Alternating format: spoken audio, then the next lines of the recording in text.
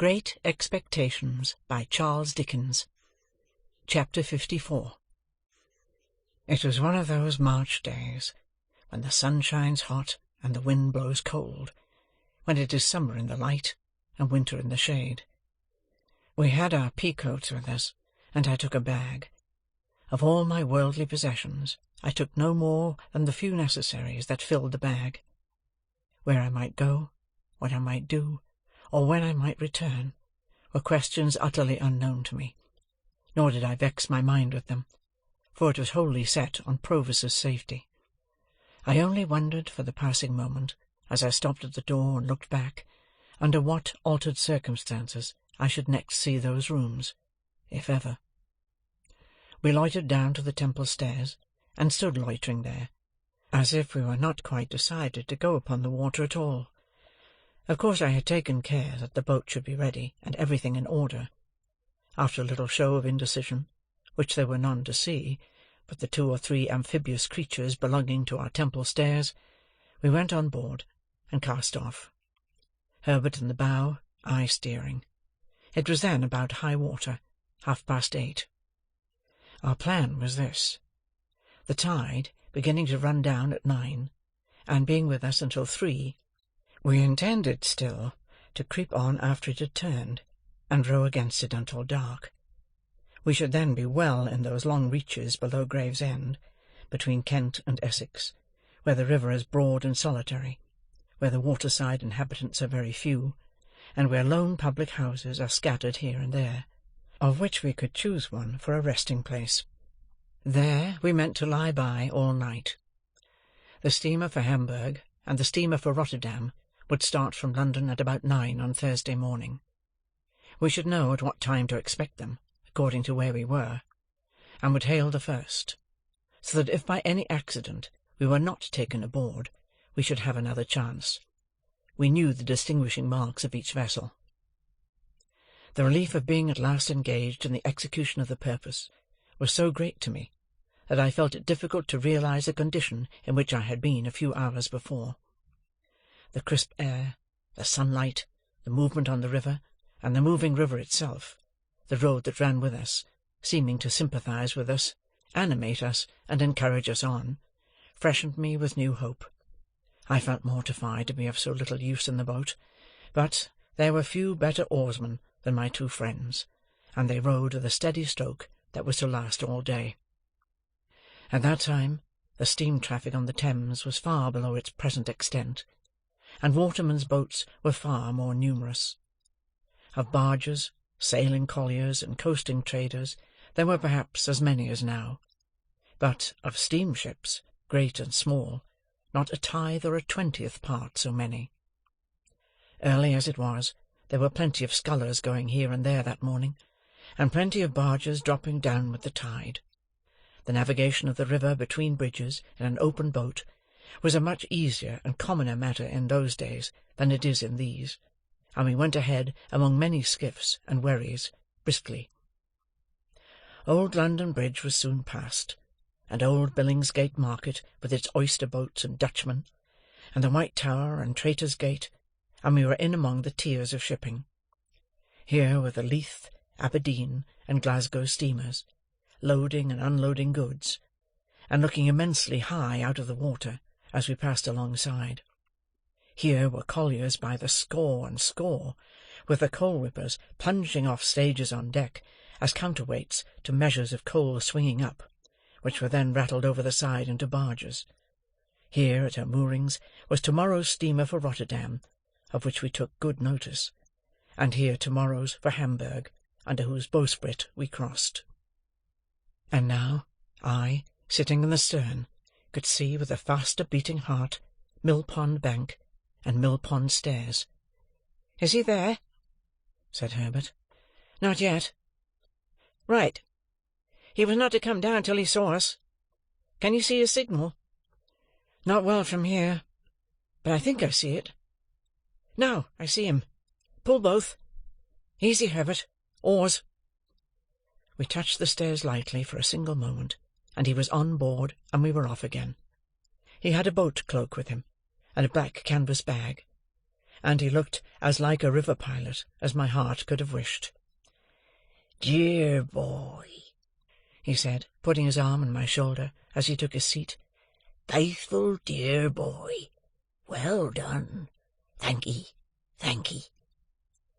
Again among the tiers of shipping, in and out, avoiding rusty chain cables, frayed hempen hawsers, and bobbing buoys, sinking for the moment floating broken baskets, scattering floating chips of wood and shaving, cleaving floating scum of coal, in and out, under the figurehead of the John of Sunderland, making a speech to the winds, as is done by many Johns, and the Betsy of Yarmouth, with a firm formality of bosom, and her knobby eyes starting 2 inches out of her head, in and out, hammers going in shipbuilders' yards, saws going at timber, clashing engines going at things unknown, pumps going in leaky ships, capstans going, ships going out to sea, and unintelligible sea creatures roaring curses over the bulwarks at respondent lightermen, in and out at last upon the clearer river, where the ship's boys might take their fenders in, no longer fishing in troubled waters with them over the side, and where the festooned sails might fly out to the wind. At the stairs, where we had taken him aboard, and ever since, I had looked warily for any token of our being suspected. I had seen none. We certainly had not been, and at that time as certainly we were not, either attended or followed by any boat. If we had been waited on by any boat, I should have run in to shore, and have obliged her to go on, or to make her purpose evident. But we held our own, without any appearance of molestation.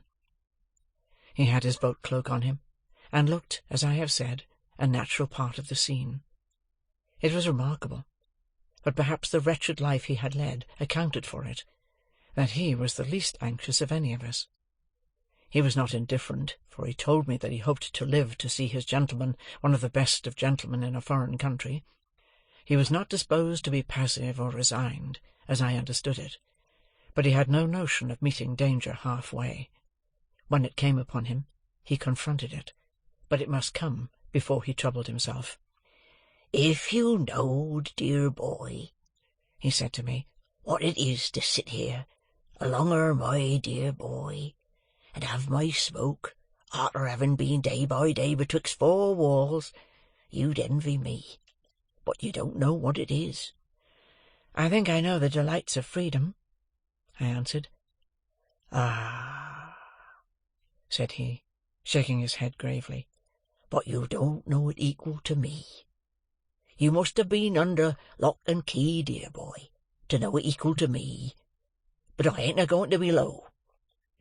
It occurred to me as inconsistent, that for any mastering idea he should have endangered his freedom and even his life. But I reflected that perhaps freedom without danger was too much apart from all the habit of his existence to be to him what it would be to another man. I was not far out, since he said, after smoking a little, "You see, dear boy, when I was over yonder, t'other side the world, I was always a-looking to this side, and it come flat to be there, for all I was a-growing rich. Everybody knowed Magwitch, and Magwitch could come, and Magwitch could go, and nobody's head would be troubled about him. They ain't so easy concerning me here, dear boy. Wouldn't be, leastwise, if they knowed where I was." "If all goes well," said I, "you will be perfectly free and safe again within a few hours." "Well," he returned, drawing a long breath, "I hope so." "And think so?" He dipped his hand in the water, over the boat's gunwale, and said, smiling with that softened air upon him which was not new to me, I suppose I think so, dear boy. We'd be puzzled to be more quiet and easy-going than we are at present, but it's a-flowing so soft and pleasant through the water, perhaps as makes me think it. I was a-thinking through my smoke just then, that we can no more see the bottom of the next few hours than we can see to the bottom of this river what I catches hold of. Nor yet We can't no more hold their tide than I can hold this, and it's run through my fingers and gone, you see," holding up his dripping hand. "But your face, I should think you were a little despondent," said I. "Not a bit on it, dear boy. It comes a-flowing on so quiet, and of that there rippling at the boat's head, making a sort of a Sunday tune. Maybe I'm growing a trifle old besides." He put his pipe back in his mouth with an undisturbed expression of face, and sat as composed and contented as if we were already out of England.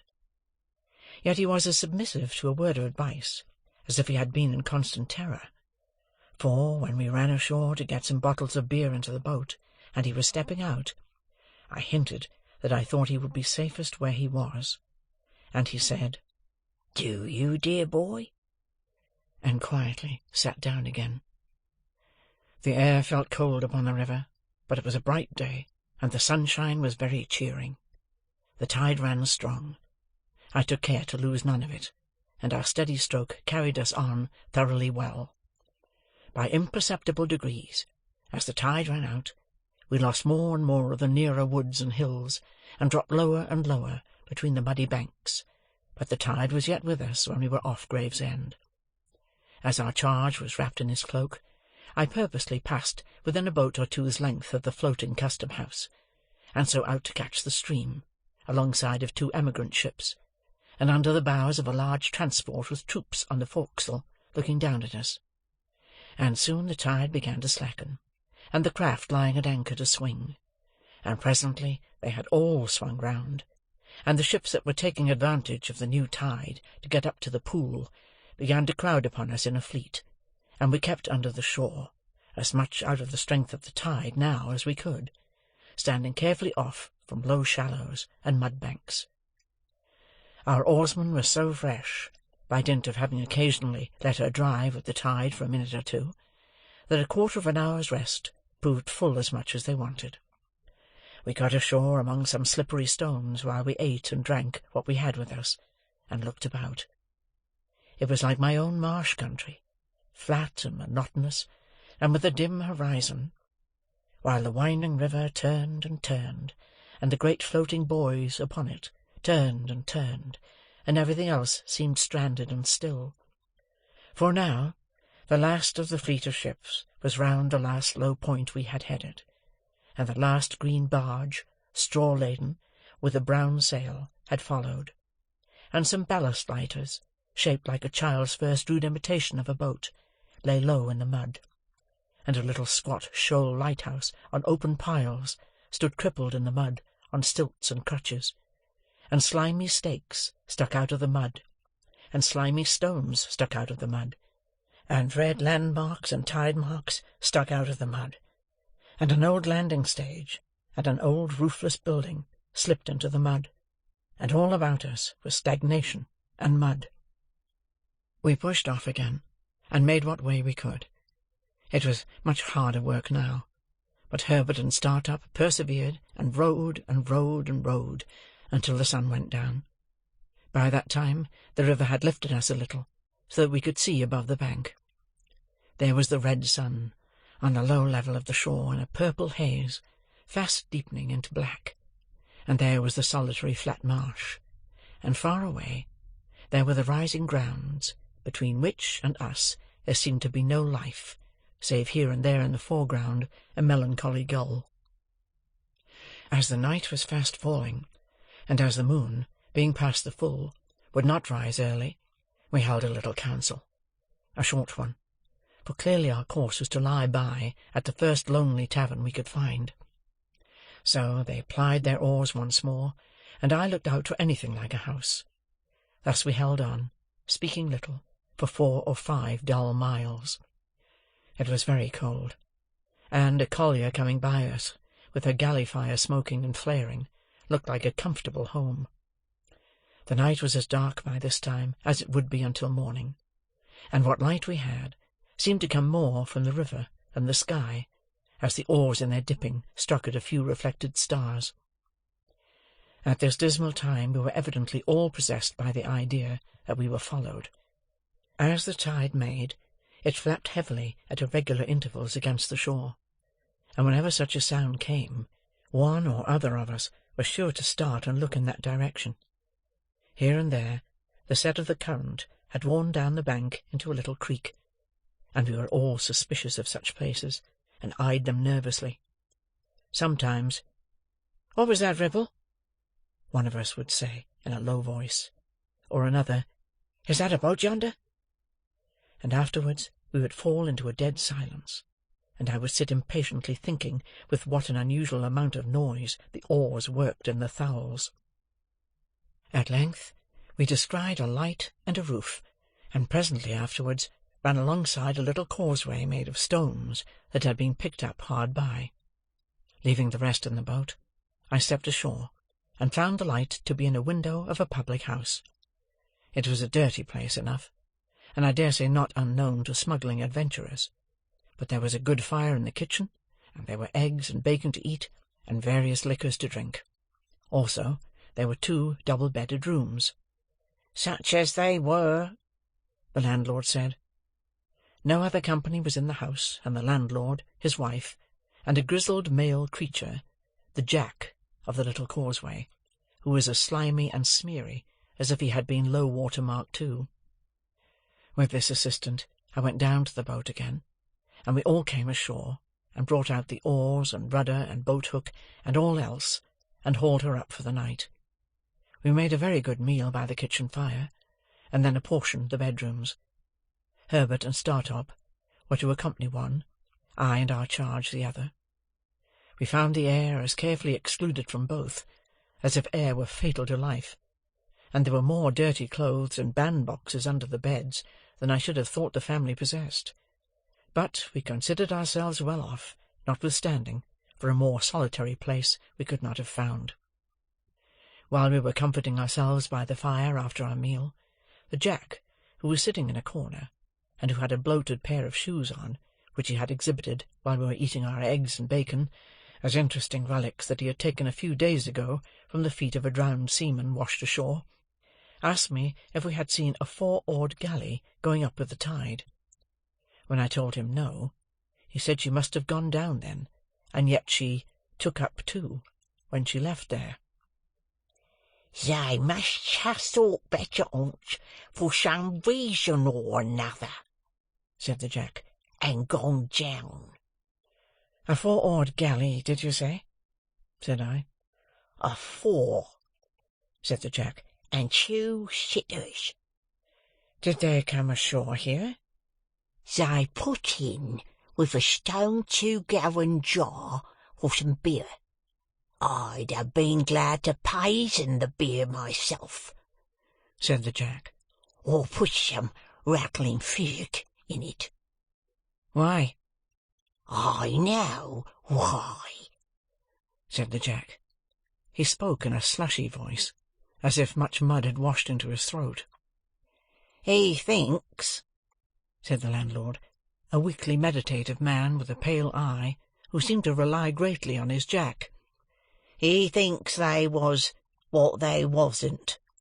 "I knows what I thinks," observed the Jack. "You thinks Custom House, Jack," said the landlord. "I do," said the Jack. "Then you're wrong, Jack." "Am I?" In the infinite meaning of his reply, and his boundless confidence in his views, the Jack took one of his bloated shoes off, looked into it, knocked a few stones out of it on the kitchen floor, and put it on again. He did this with the air of a Jack who was so right that he could afford to do anything. "Why, what do you make out that they done with their buttons then, Jack?" asked the landlord, vacillating weakly. "Done with their buttons?" returned the Jack. "Chucked 'em overboard, swallowed him, sold him to come up small salad. Done with their buttons."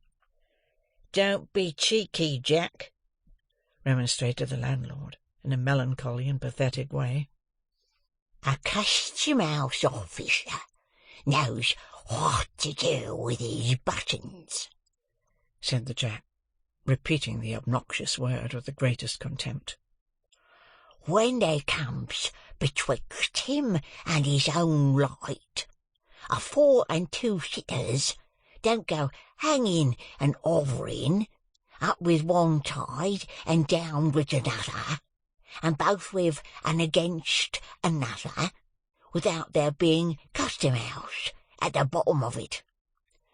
Saying which, he went out in disdain, and the landlord, having no one to reply upon, found it impracticable to pursue the subject. This dialogue made us all uneasy, and me very uneasy. A dismal wind was muttering round the house, the tide was flapping at the shore, and I had a feeling that we were caged and threatened. A 4-oared galley, hovering about in so unusual a way as to attract this notice, was an ugly circumstance that I could not get rid of. When I had induced Provis to go up to bed, I went outside with my 2 companions. Startup, by this time, knew the state of the case, and held another council. Whether we should remain at the house until near the steamer's time, which would be about 1 in the afternoon, or whether we should put off early in the morning, was the question we discussed. On the whole, we deemed it the better course to lie where we were, until within an hour or so of the steamer's time, and then get out in her track and drift easily with the tide. Having settled to do this, we returned into the house and went to bed. I lay down with the greater part of my clothes on, and slept well for a few hours. When I awoke, the wind had risen, and the sign of the house, the ship, was creaking and banging about, with noises that startled me. Rising softly, for my charge lay fast asleep, I looked out of the window. It commanded the causeway where we had hauled up our boat, and, as my eyes adapted themselves to the light of the clouded moon, I saw 2 men looking into her. They passed by under the window, looking at nothing else, and they did not go down to the landing-place, which I could discern to be empty, but struck across the marsh in the direction of the Nore. My first impulse was to call up Herbert and show him the 2 men going away, but, reflecting before I got into his room, which was at the back of the house and adjoined mine, that he and Startup had had a harder day than I, and were fatigued, I forbore. Going back to my window, I could see the 2 men moving over the marsh. In that light, however, I soon lost them, and feeling very cold, lay down to think of the matter, and fell asleep again. We were up early. As we walked to and fro, all 4 together, before breakfast, I deemed it right to recount what I had seen. Again our charge was the least anxious of the party. It was very likely that the men belonged to the custom-house, he said quietly, and that they had no thought of us. I tried to persuade myself that it was so, as indeed it might easily be. However, I proposed that he and I should walk away together to a distant point we could see, and that the boat should take us aboard there, or as near there as might prove feasible, at about noon. This being considered a good precaution, soon after breakfast he and I set forth, without saying anything at the tavern. He smoked his pipe as we went along, and sometimes stopped to clap me on the shoulder. One would have supposed that it was I who was in danger, not he, and that he was reassuring me. We spoke very little. As we approached the point, I begged him to remain in a sheltered place, while I went on to reconnoitre, for it was towards it that the men had passed in the night. He complied, and I went on alone. There was no boat off the point, nor any boat drawn up anywhere near it, nor were there any signs of the men having embarked there. But, to be sure, the tide was high, and there might have been some footprints under water. When he looked out from his shelter in the distance, and saw that I waved my hat to him to come up, he rejoined me, and there we waited, sometimes lying on the bank, wrapped in our coats, and sometimes moving about to warm ourselves, until we saw our boat coming round. We got aboard easily, and rowed out into the track of the steamer. By that time it wanted but 10 minutes of 1 o'clock, and we began to look out for her smoke. But it was 1:30 before we saw her smoke, and soon afterwards we saw behind it the smoke of another steamer. As they were coming on at full speed, we got the 2 bags ready, and took that opportunity of saying good-bye to Herbert and Startup. We had all shaken hands cordially, and neither Herbert's eyes nor mine were quite dry, when I saw a 4-oared galley shoot out from under the bank, but a little way ahead of us, and row out into the same track. A stretch of shore had been as yet between us and the steamer's smoke, by reason of the bend and wind of the river, but now she was visible, coming head-on. I called to Herbert and Startup to keep before the tide, that she might see us lying by for her, and I adjured Provis to sit quite still, wrapped in his cloak. He answered cheerily, "Trust to me, dear boy," and sat like a statue. Meantime the galley, which was very skilfully handled, had crossed us, let us come up with her, and fallen alongside. Leaving just room enough for the play of the oars, she kept alongside, drifting when we drifted, and pulling a stroke or 2 when we pulled. Of the 2 sitters, one held the rudder lines, and looked at us attentively, as did all the rowers. The other sitter was wrapped up, much as Provis was, and seemed to shrink, and whisper some instruction to the steerer as he looked at us. Not a word was spoken in either boat. Startup could make out, after a few minutes, which steamer was first, and gave me the word "Hamburg," in a low voice, as we sat face to face. She was nearing us very fast, and the beating of her pedals grew louder and louder. I felt as if her shadow were absolutely upon us, when the galley hailed us. I answered. "You have a return transport there," said the man who held the lines. "That's the man, wrapped in the cloak. His name is Abel Magwitch, otherwise Provis. I apprehend that man, and call upon him to surrender, and you to assist." At the same moment, without giving any audible direction to his crew, he ran the galley abroad of us. They had pulled one sudden stroke ahead, had got their oars in, had run athwart us, and were holding on to our gunwale before we knew what they were doing. This caused great confusion on board the steamer, and I heard them calling to us, and heard the order given to stop the paddles, and heard them stop, but felt her driving down upon us irresistibly. In the same moment, I saw the steersman of the galley lay his hand on his prisoner's shoulder, and saw that both boats were swinging round with the force of the tide, and saw that all hands on board the steamer were running forward quite frantically. Still in the same moment, I saw the prisoner start up, lean across his captor, and pull the cloak from the neck of the shrinking sitter in the galley. Still in the same moment, I saw that the face disclosed was the face of the other convict of long ago. Still in the same moment, I saw the face tilt backward with white terror on it that I shall never forget, and hear a great cry on board the steamer, and a loud splash in the water, and felt the boat sink from under me. It was but for an instant that I seemed to struggle with 1,000 mill-weirs and 1,000 flashes of light. That instant past, I was taken on board the galley. Herbert was there, and Startup was there, but our boat was gone, and the 2 convicts were gone. What with the cries aboard the steamer, and the furious blowing off of her steam, and her driving on, and our driving on, I could not at first distinguish sky from water, or shore from shore, but the crew of the galley righted her with great speed, and, pulling certain swift strong strokes ahead, lay upon their oars, every man looking silently and eagerly at the water astern. Presently a dark object was seen in it, bearing towards us on the tide. No man spoke, but the steersman held up his hand, and all softly backed water, and kept the boat straight and true before it. As it came nearer, I saw it to be Magwitch, swimming, but not swimming freely. He was taken on board, and instantly manacled at the wrists and ankles. The galley was kept steady, and the silent, eager look-out at the water was resumed. But the Rotterdam steamer now came up, and apparently not understanding what had happened, came on at speed. By the time she had been hailed and stopped, both steamers were drifting away from us, and we were rising and falling in a troubled wake of water. The look-out was kept, long after all was still again, and the 2 steamers were gone, but everybody knew that it was hopeless now. At length we gave it up, and pulled under the shore towards the tavern we had lately left, where we were received with no little surprise. Here I was able to get some comforts for Magwitch, Provis no longer, who had received some very severe injury in the chest, and a deep cut in the head.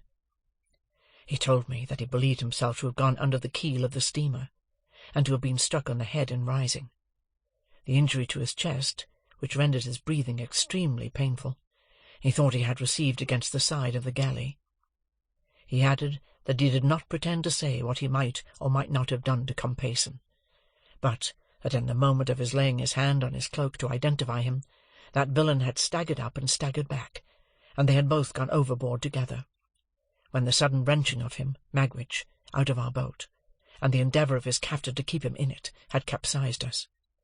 He told me in a whisper that they had gone down, fiercely locked in each other's arms, and that there had been a struggle under water, and that he had disengaged himself, struck out, and swum away.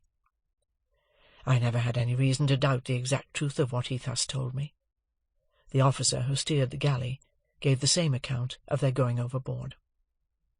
When I asked this officer's permission to change the prisoner's wet clothes by purchasing any spare garments I could get at the public-house, he gave it readily, merely observing that he must take charge of everything his prisoner had about him. So the pocket-book, which had once been in my hands, passed into the officer's. He further gave me leave to accompany the prisoner to London, but declined to accord that grace to my two friends. The Jack at the ship was instructed where the drowned man had gone down, and undertook to search for the body in the places where it was likeliest to come ashore. His interest in its recovery seemed to me to be much heightened when he heard that it had stockings on. Probably it took about a dozen drowned men to fit him out completely, and that may have been the reason why the different articles of his dress were in various stages of decay. We remained at the public-house until the tide turned, and then Magwitch was carried down to the galley and put on board.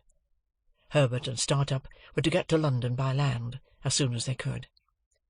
We had a doleful parting, and when I took my place by Magwitch's side, I felt that that was my place henceforth, while he lived. For now my repugnance to him had all melted away, and in the hunted, wounded, shackled creature who held my hand in his, I only saw a man who had meant to be my benefactor, and who had felt affectionately grateful and generously towards me with great constancy through a series of years.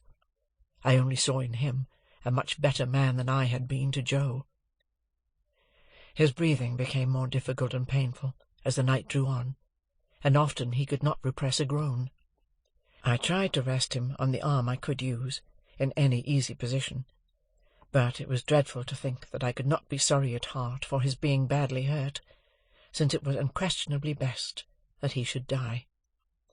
That there were, still living, people enough who were able and willing to identify him, I could not doubt. That he would be leniently treated, I could not hope. He who had been presented in the worst light at his trial, who had since broken prison, and had been tried again, who had returned from transportation under a life sentence, and who had occasioned the death of the man who was the cause of his arrest. As we returned towards the setting sun we had yesterday left behind us, and as the stream of our hopes seemed all running back, I told him how grieved I was to think that he had come home for my sake. "Dear boy," he answered, "I'm quite content to take my chance. I've seen my boy, and he can be a gentleman without me." No, I had thought about that, while we had been there side by side. No, apart from any inclinations of my own, I understood Wemmick's hint now. I foresaw that, being convicted, his possessions would be forfeited to the Crown. "Look'ee here, dear boy," said he, "it's best as a gentleman should not be knowed to belong to me now.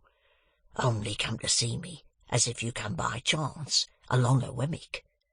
Sit where I can see you, when I'm swore to, for the last of many times, and I don't ask no more."